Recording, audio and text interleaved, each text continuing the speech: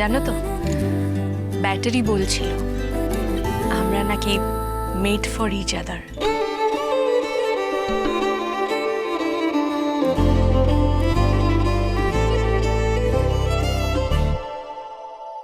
আমি কি একটা প্রশ্ন করতে পারি? বলো না। আমরা কি সত্যি একে অপরের জন্য জন্মেছি?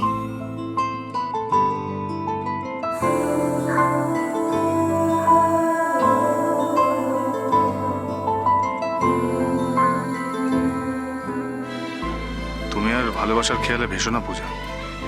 আমাকে ভালোবেসে তুমি দুঃখ ছাড়া আর কিছুই পাবে না।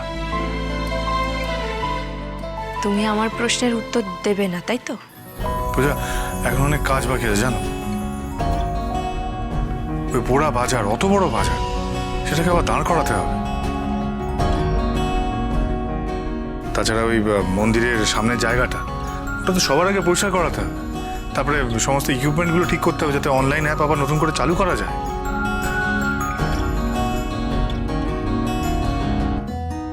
পৌষ লক্ষ্মী পুজো জোগাড় করতে হবে, তার আগে মা সিদ্ধেশ্বরীর বিশেষ পুজো করতে হবে।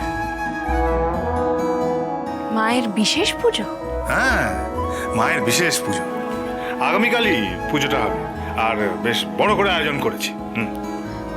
কিন্তু সেই পুজোর টাকা?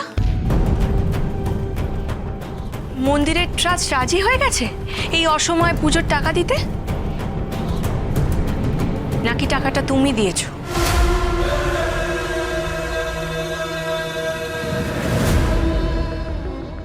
শোন জন্টু, পূজার জীবনে যেটুকু উপকার হবে সব কিন্তু আমার মনে লেখা থাকবে, বুঝতে পেরেছিস? উফ, এই এলেন মিনি গোয়েন্দা।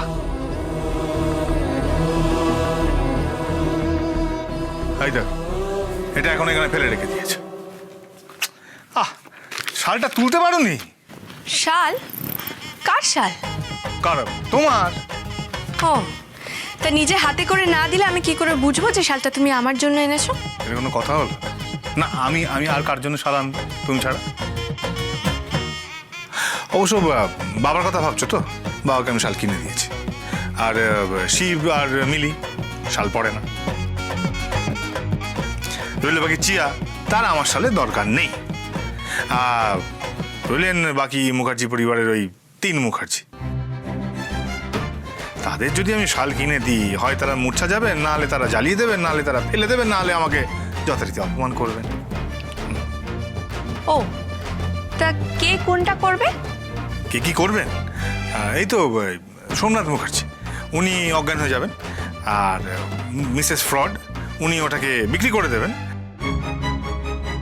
আর রইলেন বাকি আমার মা, সরি মানে সিনিয়র মুখার্জি, মানে পূর্ণিমা মুখার্জি, উনি ওটাকে আগুন লাগিয়ে দেবেন। উড়ান জমজমাট 5 দিন 20 থেকে 24শে জানুয়ারি রাত 8টায় স্টার জলসায় ও ডিজনি প্লাস হটস্টারে।